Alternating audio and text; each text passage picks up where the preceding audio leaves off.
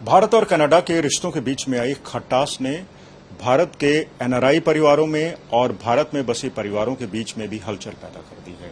जिन परिवारों के बच्चे इस वक्त कनाडा में शिक्षा ग्रहण कर रहे हैं या नौकरी पेशा कर रहे हैं, वो अब चिंतित हैं कि उनके बच्चों का भविष्य क्या होगा। खैर, जिनको पहले से नागरिकता मिल चुकी है वो उतना नहीं घबरा रहे हैं, लेकिन जिनके बच्चे अभी शिक्षा ग्रहण कर रहे हैं या फिर कनाडा में जाने की तैयारी कर रहे हैं, उनके मन में जरूर हलचल है और उनको कई तरह की जो दिक्कतें हैं, आप कह लीजिए शक है, वो उनको परेशान कर रहे हैं। इस वक्त हम मौजूद हैं चंडीगढ़ के एक परिवार में, खरबंदा परिवार में, जिनका बेटा इस वक्त कनाडा में जॉब कर रहा है। खरबंदा जी, ये बताइए अपना बेटे के बारे में। वो बेटा हाँ आपसे फोन लाइन पे मौजूद है, तो वहां पर कोई फिक्र चल रही है कोई? नहीं, अभी ये तो कह रहा है कि मुझे ज्यादा फिक्र नहीं है और ना मुझे इस खबर का पता है, लेकिन मुझे खबर का पता है और वाकई इस खबर से थोड़ी सी चिंता तो है।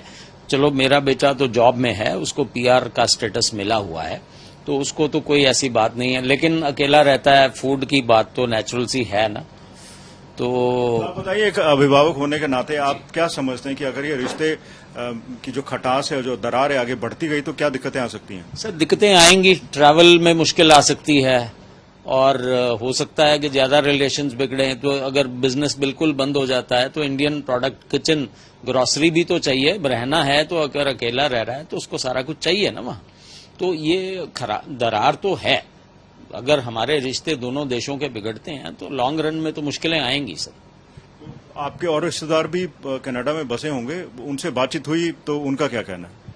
देखिए, और रिश्तेदारों से भी बात हुई है। एक मेरे रिश्तेदार हैं जिनका बच्चा अभी पढ़ रहा है वहां, वो ज्यादा चिंतित लगे मुझे। वो कह रहे हैं यार पता नहीं विजिटर वीजा न, स्टूडेंट वीजा ही ना कैंसिल करके वापस डिपोर्ट की भी बात सुनने को मिल रही है। क्योंकि जितनी बातें हैं वो तो अभी तक कुछ ऐसा ऑफिशियल तो आया नहीं है, लेकिन हर जगह बातें हो रही हैं। तो ये दिमाग में तो बात आती है कहीं बच्चों को डिपोर्ट ही ना कर दिया जाए। और देखिए, ऐसा है कि लोगों के 20-25 लाख रुपए जाने में लगते हैं।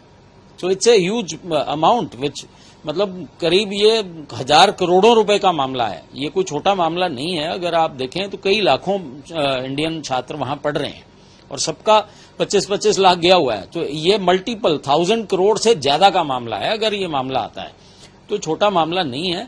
तो दोनों यही चाहिए कि एमिकेबली सेटल करें मामले को। ये राजनयिक आपस में मुश्किलों को लेके हम आम जनता को क्यों परेशान करना। लेकिन आपको लगता नहीं कि कनाडा ने बेवजह एक बात को तूल दे दिया, जबकि वो जिस व्यक्ति की हत्या की बात को लेकर भारत की ओर आरोप लगाए जा रहे हैं भारत के ऊपर, वो तो डेजिग्नेटेड टेररिस्ट है?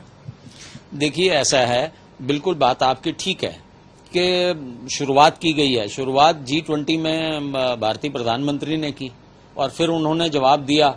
अब बाद में, और उस वक्त उन्होंने कुछ नहीं कहा, लेकिन अब बाद में उन्होंने भी उसका जवाब, आरोप प्रत्यारोप चलते रहेंगे। ये पॉलिटिशियंस का काम है ये सब कुछ करना। लेकिन खैर, कनाडा मुझे जहां तक जानकारी है तो वो कंट्री कानून को बड़ी सख्ती से पालन करने वाली कंट्री है और लॉज बड़े स्ट्रिक्ट हैं, अच्छे हैं लॉज।